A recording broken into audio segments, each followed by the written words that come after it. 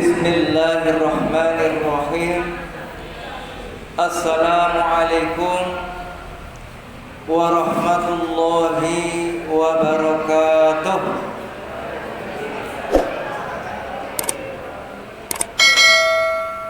Alhamdulillah hamdan katsiran thayyiban mubarakan fih mubarakan alaih kama yuhibbu rabbuna wa yarda. Ashhadu an la ilaha illallah wahdahu la syarika lah wa ashhadu anna Muhammadan abduhu wa rasuluh la nabiyya ba'dah. Allahumma shalli wa sallim wa barik ala Muhammad wa ala alihi wa ashabihi wa man tabi'ahum bi ihsan ila yaumil qiyamah, amma ba'd. Qala Allah ta'ala fi kitabihil karim wa huwa asdaqul qailin. A'udzu billahi minasy syaithanir rajim. Ya ayyuhalladzina amanu taqullaha haqqa tuqatih wa la tamutunna illa wa antum muslimun. Yang kita hormati bersama Direktur Rumah Sakit Siti Khadijah, yang saya hormati Bapak, Ibu, semua staf karyawan Rumah Sakit Muhammadiyah Siti Khadijah. Puji syukur alhamdulillah kita aturkan kehadirat Allah Subhanahu wa taala atas segala karunia-Nya yang Allah limpahkan kepada kita semua, sehingga di kesempatan yang berbahagia ini Allah kumpulkan kita di tempat yang mubarakah, di majlis taklim yang merupakan Riyadhatul Jannah, taman surga Allah yang berada di dunia. Mudah-mudahan Allah nanti akan kumpulkan kita di taman surga, di Riyadhatul Jannah di akhirat kelak. Amin, amin ya rabbal alamin. Salawat dan salam semoga Allah limpahkan kepada Rasulullah sallallahu alaihi wasallam, keluarganya, para sahabatnya, para tabi'in, para tabi'in dan juga kepada kita semua yang senantiasa istiqamah dalam menjalankan sunnah-sunnahnya. Mudah-mudahan kita diaku sebagai umatnya yang berhak menerima syafaat di yaumil qiyamah. Amin, amin ya rabbal alamin. Pak, Bu, saat ini wonten wulan apa nggih? Masuk wonten termasuk wulan apa niki? Dzulqa'dah. Insyaallah tanggal 27 kalau kalender di Muhammadiyah tanggal 27.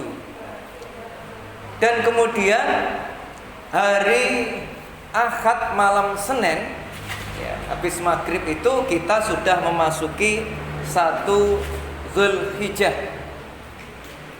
Nah, oleh karena itulah pada kesempatan yang berbahagia ini kita akan mengkaji Sunanu Mahjurah fi asril awali min Dzulhijjah. Jadi sunnah-sunnah Rasulullah Shallallahu Alaihi Wasallam yang Rasulullah teladankan untuk bisa kita amalkan di bulan Dzulhijjah, lebih-lebih di 10 awal dari bulan Dzulhijjah. Dan ini seringkali diabaikan, dilupakan oleh sebagian kaum muslimin. Bapak Ibu hadirin sekalian yang dirahmati Allah Subhanahu wa taala, sebagai pengantar saya sampaikan firman Allah Subhanahu wa taala di dalam Al-Qur'an surat At-Taubah ayatnya ayat 36. A'udzu billahi minasy syaithanir rajim. Inna iddatash syuhur indallah 12 syahran fi kitabillah. Yauma khalaqas samawati wal arda minha arba'atun hurum. Dzalika dinul qayyim fala tadlimu fihinna anfusakum wa qatilul musyrikina kafatan kama yuqatilunakum kafah wa'lamu annallaha ma'al muttaqin. Yang artinya sesungguhnya bilangan bulan di sisi Allah itu ada isna asyara syahran, yakni ada 12 bulan. Dalam ketetapan Allah di waktu Allah menciptakan langit dan bumi, minha arba'atun hurum, dan di antara 12 itu ada 4 bulan yang merupakan bulan hurum, bulan haram, bulan yang Allah muliakan, bulan yang Allah istimewakan. Dan itulah ketetapan agama yang lurus.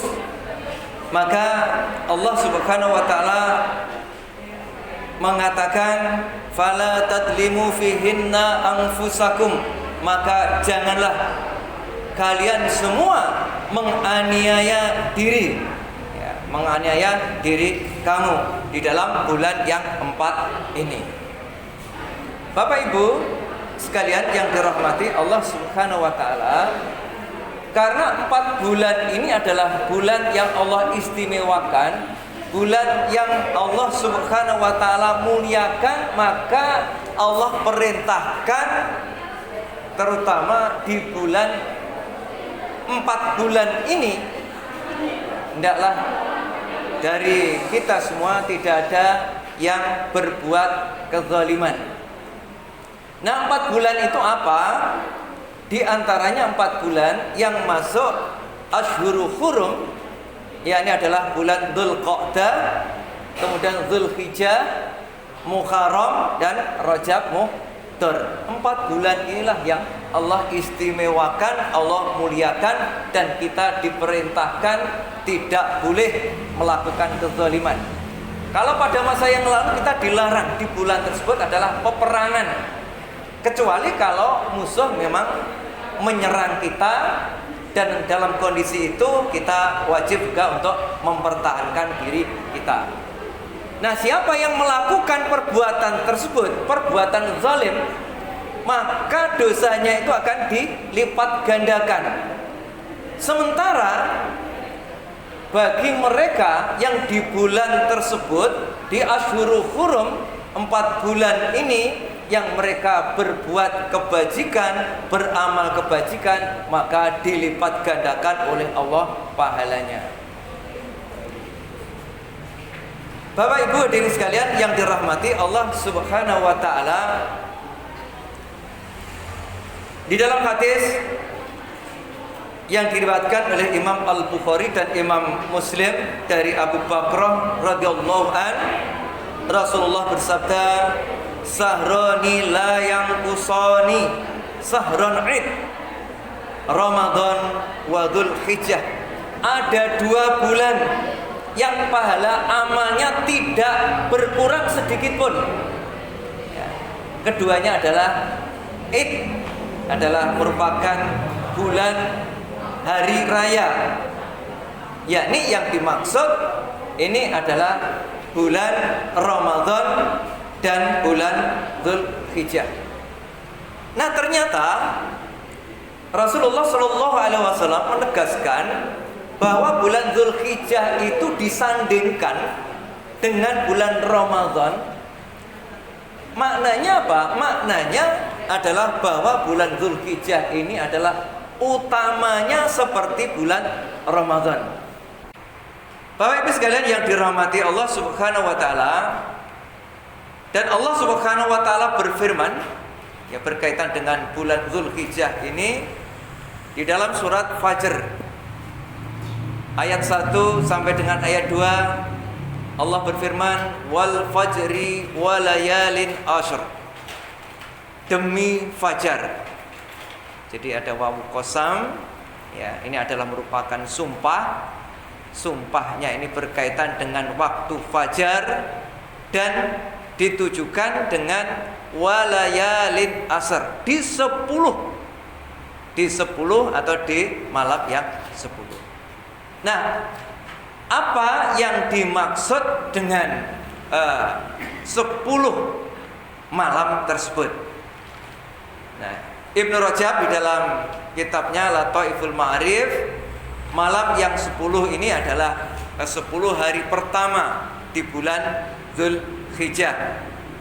Nah, inilah menurut para mufassir, ya, mayoritas ahli tafsir dari kalangan sahabat dan ulama setelahnya. Dan ini tafsir ini sesuai dengan riwayat dalam Ibnu Abbas yang menjelaskan yang dimaksud dengan walayalin asr. Ini adalah yang dimaksud itu adalah 10 awal dari bulan Dzulhijjah. Nah, kemudian Sunnanul Mahjurah, sunnah-sunnah yang diabaikan oleh sebagian kaum muslimin di 10 hari pertama dari bulan Dzulhijjah itu apa? Yang sering ditinggalkan, jarang dilaksanakan, dan ini penting untuk kita ilmui, karena sebentar lagi insya Allah di hari Senin, jadi malam Senin itu kalau dalam kalender Muhammadiyah sudah memasuki 1 Dzulhijjah. Sehingga untuk hari ini kita kaji dengan harapan kita mendapatkan ilmu terlebih dahulu, baru kita nanti melaksanakan sunnah-sunnah yang Rasulullah teladankan kepada kita. Yang pertama, sunnatul ula ad-du'a inda ru'yatil hilal fi awwali Dzulhijjah. Sunnah yang pertama yang Rasulullah ajarkan, ya, yakni adalah berdoa ketika melihat, menyaksikan hilal di awal bulan Dzulhijjah.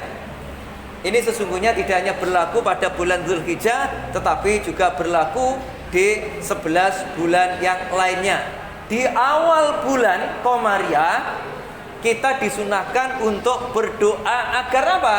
Mendapatkan keberkahan hidup kita, agar mendapatkan keselamatan, kesehatan, Allah menjaga keimanan kita. Maka kita diminta untuk berdoa di awal bulan Komariah, termasuk nanti adalah di awal bulan Dzulhijjah pada malam Senin maghrib sudah masuk, maka berdoalah. Nah, bagaimana doa yang diajarkan oleh Rasulullah Sallallahu Alaihi Wasallam? Yang diajarkan Rasulullah Sallallahu Alaihi Wasallam sebagaimana di dalam satu hadis yang diriwayatkan oleh Imam At-Tirmidzi, dan status hadisnya adalah hasan. Artinya hasan itu adalah baik dan masuk dalam kategori hadis sahih yang ini bisa diamalkan. Rasulullah menuntunkan doa ketika menyaksikan hilal di awal bulan, di antaranya adalah bulan Dzulhijjah. Doa yang Rasulullah ajarkan adalah Allahumma ahillahu alaina bil yumni wal iman wassalama wal islam rabbi wa rabbukallah. Bu, sampun apa nggih? Sampun? Pak, sampun hafal?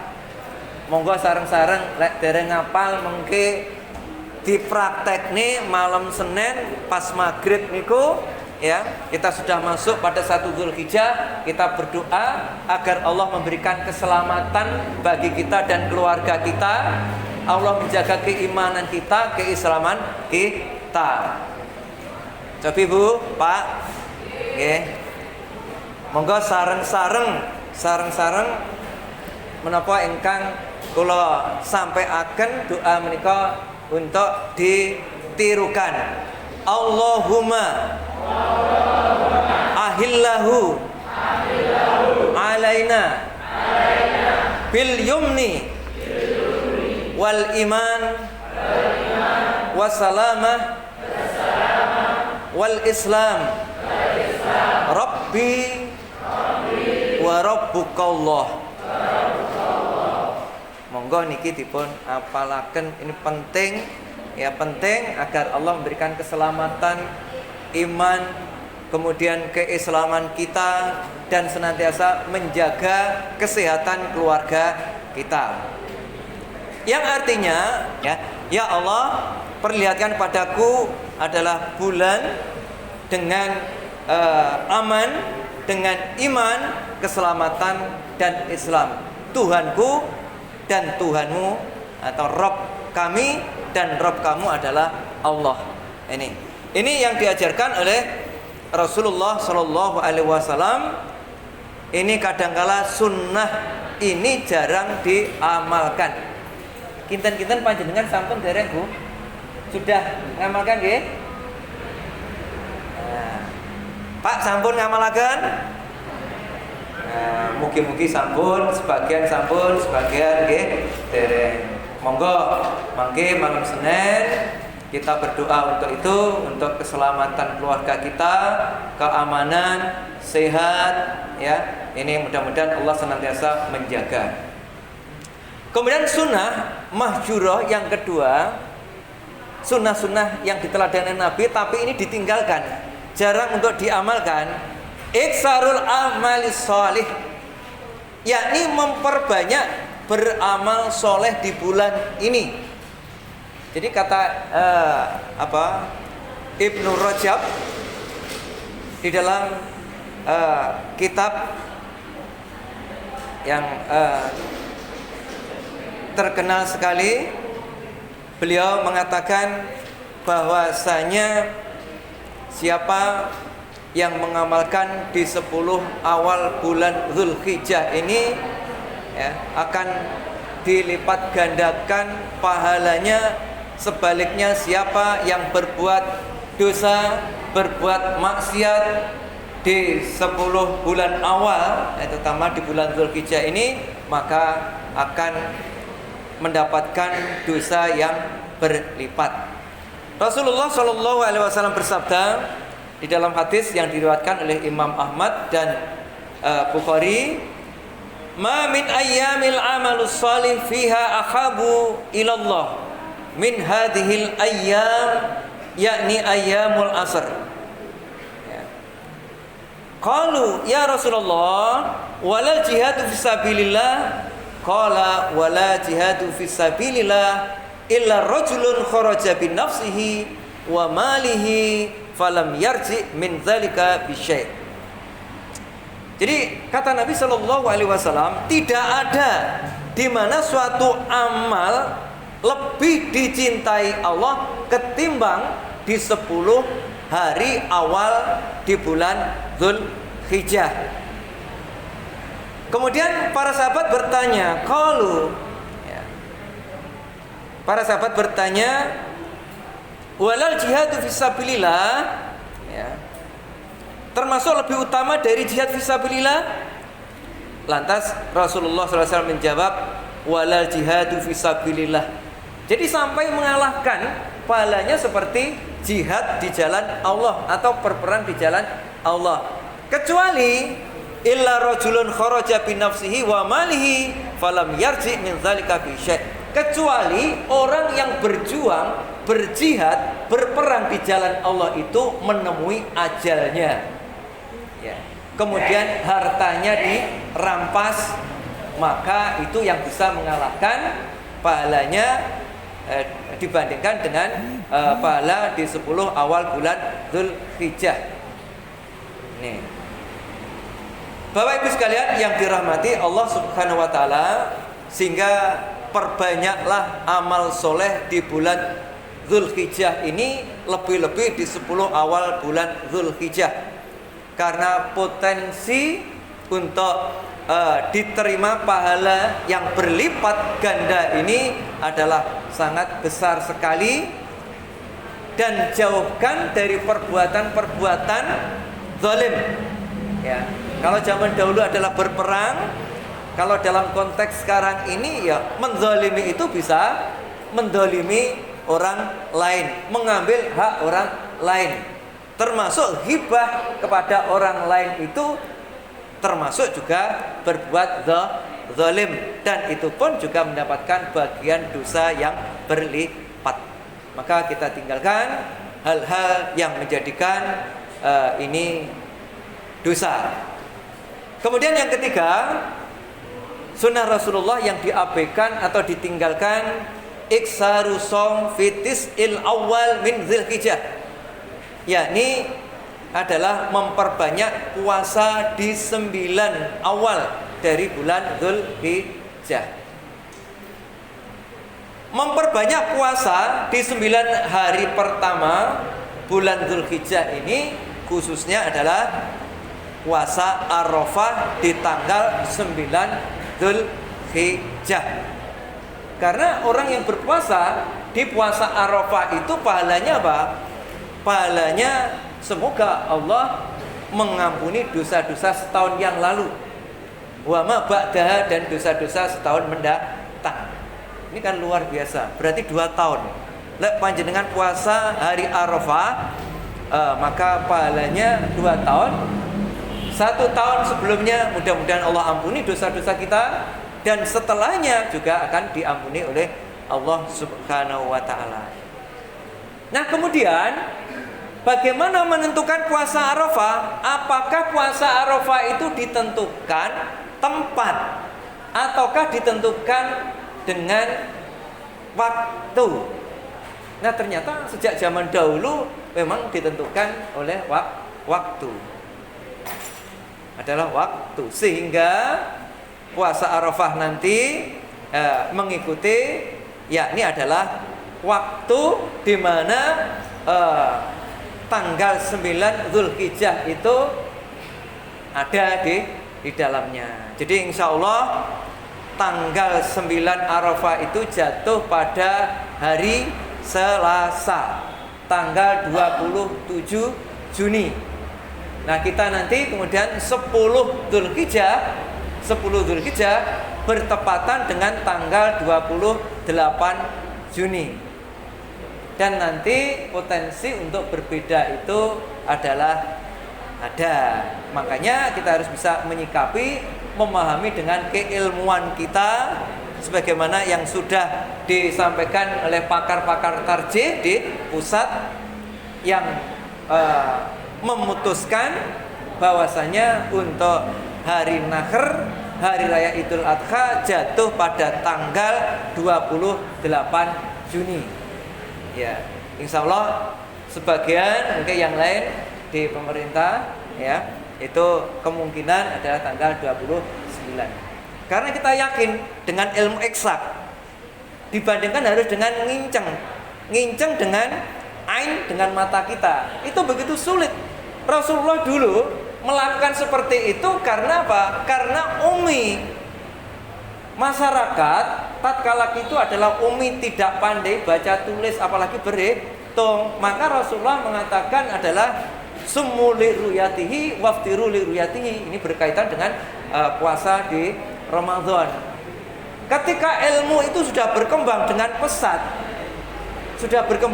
pesat, maka hendaklah kita juga mengikuti perkembangan tersebut. Dan ini pun didukung oleh begitu banyak ayat Al-Quran yang mendukung tentang pelaksanaan hisab. Pak, Bu, lek jenengan boten percaya kalih hisab, boten usah damel kalendernya dilepas mawon. Boten usah damel asaah jam. Jadi nggak perlu menggunakan jam, nggak perlu menggunakan kalender. Kalau ingin sholat 5 waktu, maka dengan meru'yat matahari. Jadi ketika kita melakukan sholat zuhur, ru'yat matahari, bagaimana posisinya? Posisinya berada di atas, kemudian agak serong sedikit, yang sudah menandakan ya waktu zuhur tiba. Terus bagaimana kalau terjadi di musim hujan, mendung terus? Apakah kita tidak sholat dengan alasan tidak bisa meru'yat matahari? Jadi ini harus memang betul-betul difahamkan. Ya, ini. Bapak Ibu sekalian yang dirahmati Allah Subhanahu wa taala. Nah, kemudian memperbanyak puasa itu, apakah puasa dilakukan secara terus-menerus? Tanggal 1 sampai dengan tanggal 9, ataukah hanya melakukan tertentu? Misalkan yang memang sudah jelas ada petunjuknya secara khusus, misalkan boleh puasa Senin Kemis, boleh puasa dengan puasa Nabi Daud. Mari kita kaji bersama. Sesungguhnya hadis yang menyatakan bahwa Rasulullah Shallallahu Alaihi Wasallam berpuasa di 9 awal bulan Dzulhijjah terus menerus itu tidak lepas dari 2 hadis. Satu hadis berasal dari Hunaidah, yang kedua berasal dari Hafsah. Yang pertama dari Hunaidah bin Khalid, ini diriwayatkan Imam Nasai, Ahmad dan Baihaqi. Anna Nabi sallallahu alaihi wasallam kana yasumu yaumal asyura wa tis'an min Dzulhijjah wa salasata ayyami minasyahri awwala isnain minasyahri wa khamisain. Sesungguhnya Nabi sallallahu alaihi wasallam berpuasa pada hari Asyura. Tanggal pinten, Bu? Pak, hari Asyura tanggal 10 Muharram, tapi ditambah dengan tanggal 9-nya dalam rangka untuk agar kita tidak bertasyabuh dengan Yahudi dan Nasara. Nih. Kemudian Tis'an min Dzulhijjah, 9 hari di bulan Dzulhijjah. Ini juga tidak ada lafaz di awalnya, tidak, tapi Tis'an 9 Dzulhijjah. Ini wa salasata ayyamin minas syahr, dan 3 hari di setiap bulan. Awalu isnain, yang pertama hari Senin, ya, minas syahr wa khamisaini, kemudian 2 Kamis. Kamis yang pertama dan Kamis yang kedua di dalam bulan tersebut. Tetapi hadis ini ittirab. Hadis ini ittirab dengan lafaz yang berbeda-beda, yang meriwayatkan hanya satu jalur, yakni ini berasal dari Hunaidah bin Khalid. Sehingga para ulama hadis menyatakan karena hadis ini ittirab mutarib, maka ini adalah masuk dalam hadis lemah, sehingga tidak bisa diamalkan. Yang kedua berasal dari Hafsah. Ini dilihat di dalam kitab An-Nasai, Ibnu Hibban, Ahmad, Tabrani dan sebagainya yang memuat hadis tersebut.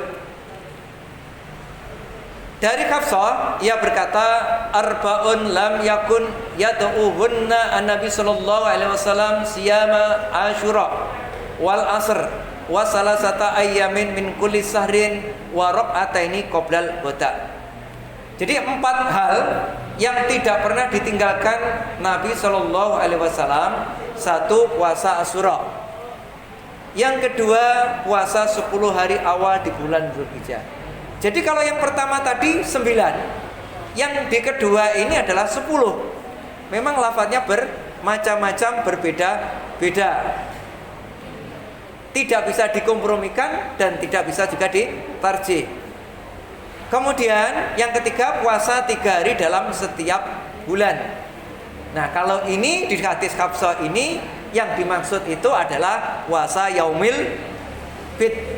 Jadi sebulan itu kita disunahkan puasa Yaumil Bid, puasa mutih tanggal 13, 14, 15 setiap bulan. Tapi beda dengan hadis yang berasal dari Hunaidah. 3 hari setiap bulan itu pada hari apa? Senin pertama, kemudian Kamis yang pertama dan Kamis yang kedua. Sehingga lafadznya memang ini berbeda-beda. Sehingga hadis tersebut memang hadis yang ittirab. Hadis yang kedua ini para ulama hadis menyatakan hadisnya adalah hadis gharib. Sehingga sesungguhnya bagi yang berpuasa terus-menerus 1 sampai 9 itu didasarkan atas hadis yang lemah. Yang ketiga, hadis dari Ibu Aisyah, istri Nabi sallallahu alaihi wasallam, Yang ini kontradiktif dengan hadis yang pertama dan kedua. Dari Ibu Aisyah radhiyallahu an qalat ma raaitu Rasulullah sallallahu alaihi wasallam shaiman fil asri qatun. Jadi Ibu Aisyah itu di dalam hadis Muslim, ini hadis tingkatannya lebih tinggi dibandingkan dengan hadis yang pertama kedua yang dinilai dhaif. Ibu Aisyah menjelaskan ma raaitu, aku tidak pernah melihat. Melihat siapa? Rasulullah sallallahu alaihi wasallam. Aku enggak pernah melihat Rasulullah sallallahu alaihi wasallam shaiman, melakukan puasa fil asri di dalam 10 di Dzulhijjah tadi qatun sama sekali. Setelah di lafaz akhir ada qatun sama sekali, kira-kira Rasulullah itu di dalam hadis sahih tidak pernah berpuasa 10 hari di awal bulan Dzulhijjah. Inilah terjadi ta'arud.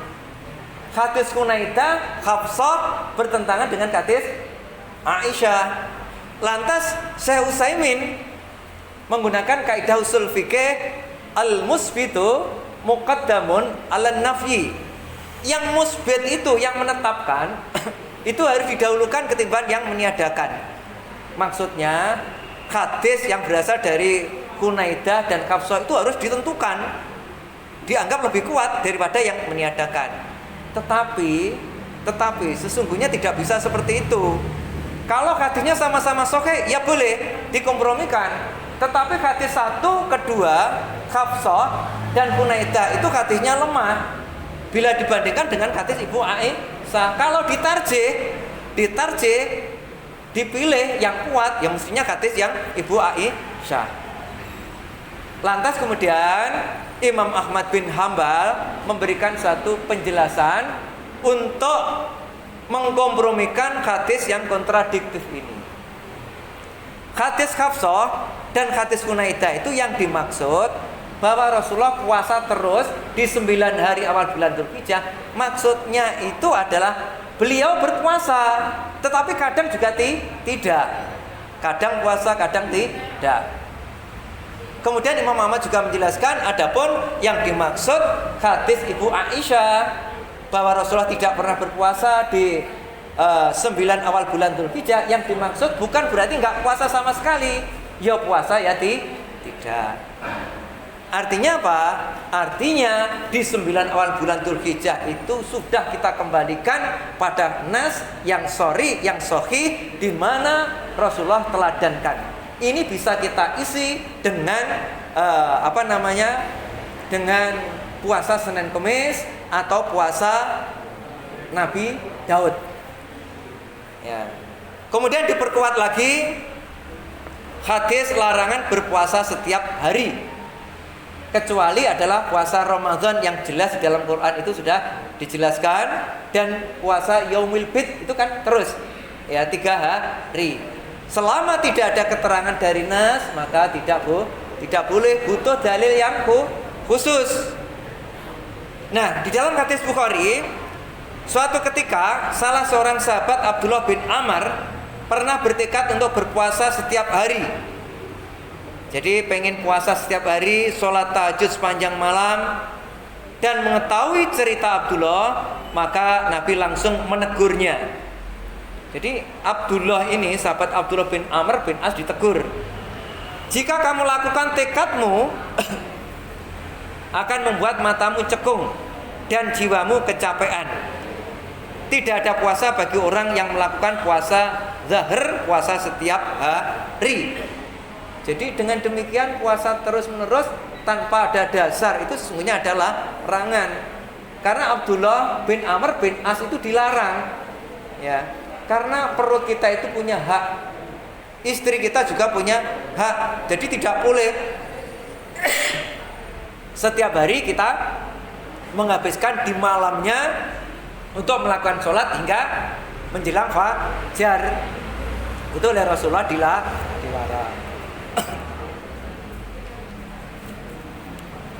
Bapak Ibu hadirin sekalian yang dirahmati Allah Subhanahu wa taala.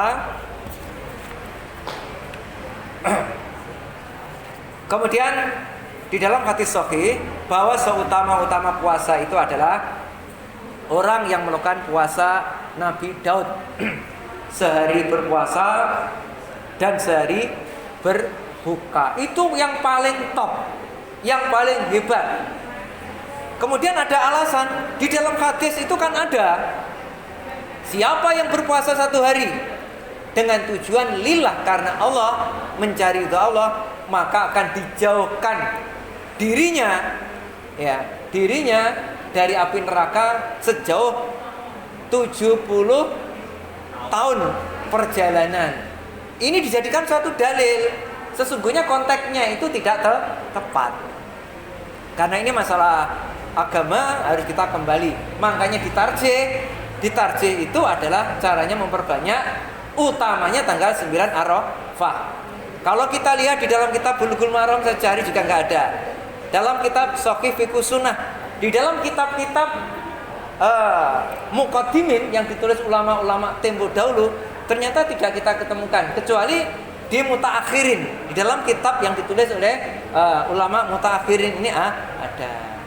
Nah ini Bapak Ibu. Kemudian sunnah yang berikutnya adalah iksaru dzikri wa takbir fi asri Dzulhijjah. Ya, ini adalah memperbanyak zikir takbir di 10 awal bulan Dzulhijjah. Jadi takbir itu ada 2 Bapak Ibu. Satu takbir yang mutlak, yang kedua takbir yang muqayyad.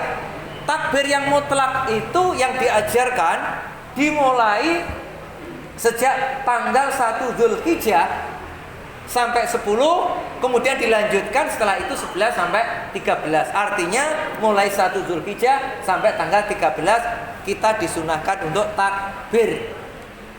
Persoalannya kadangkala ketika kita takbir seperti itu dianggap orang gila. Karena apa? Urung waya takbir kok ya wis takbir. Wong riyane jek. Padahal berdasarkan sunnah Ibnu Umar itu juga Abu Hurairah, mereka bertakbir di 10 awal bulan Dzulhijjah. Takbir dengan suara keras. Lantas masyarakat ketika mendengarkan ikut takbiran secara serentak. Allahu Akbar, Allahu Akbar. La ilaha illallah, Allahu Akbar, Allahu Akbar walillahil hamd. Jadi prakteknya seperti apa? Panjenengan mau kerja, mau sedang nangani mungkin pasien, ya, kita bisa untuk bertakbir dengan suara yang lirih kita. Karena amalan seperti itu besar sekali pahalanya.